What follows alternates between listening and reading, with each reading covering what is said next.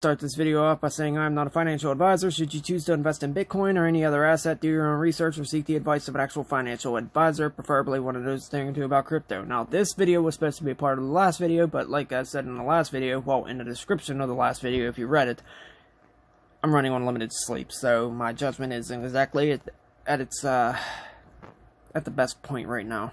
Anyways, in the last video, I pointed out two scenarios. Either we're going to put in a higher high and trend higher, or put in a lower low and trend lower.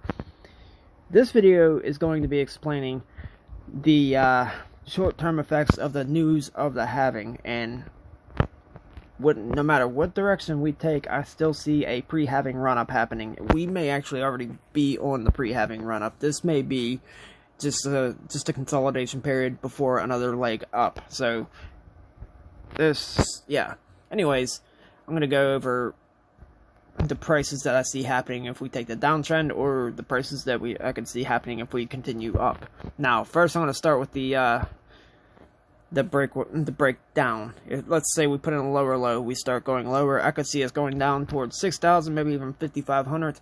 But then, once we get in that area, we will likely have a turnaround, because more and more news about this halving is likely going to come out, and like you've seen, an example of the new money. I mentioned new money coming into the space, and a good example of that was that news article talking about institutional investors pouring money into this space. So, anyways, if we do go down, I could see it turning around, and we would end up, it's hard to get an exact price. We could end up anywhere going back up and breaking this local high of 7,400 before the halving, and maybe even reaching 8,000 or even 9,000 just before the halving, within the last week before the halving.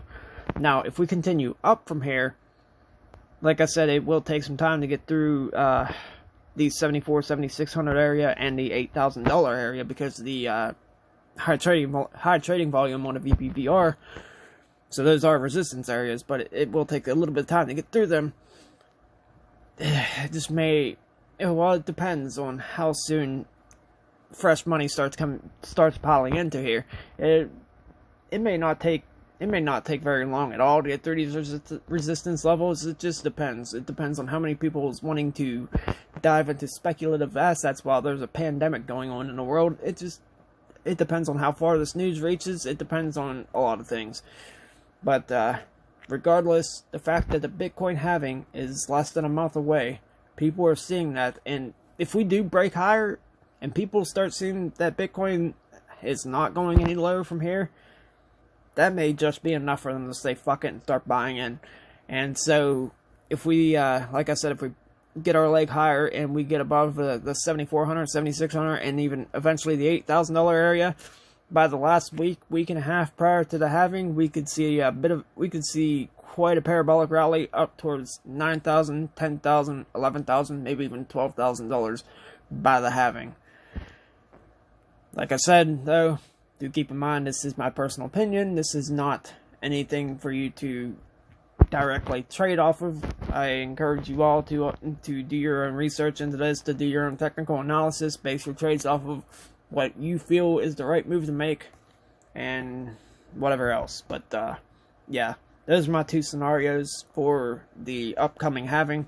Like I've said in previous videos, after the halving, I could see a bit of a sell-off, because there's quite a bit of people that's going to be going into this without any research whatsoever. They're going to see halving and think that Bitcoin is just going to moon immediately because of the halving.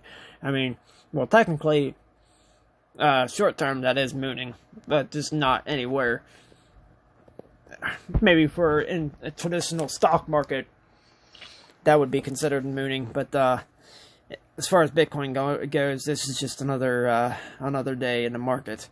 Anyways, the true trip to the moons may not start for another 2 months after Bitcoin, and it'll start off slow, and then as time goes on, it'll start going parabolic. By the time a year and a half goes by, 2 years, it'll reach its peak around then, likely.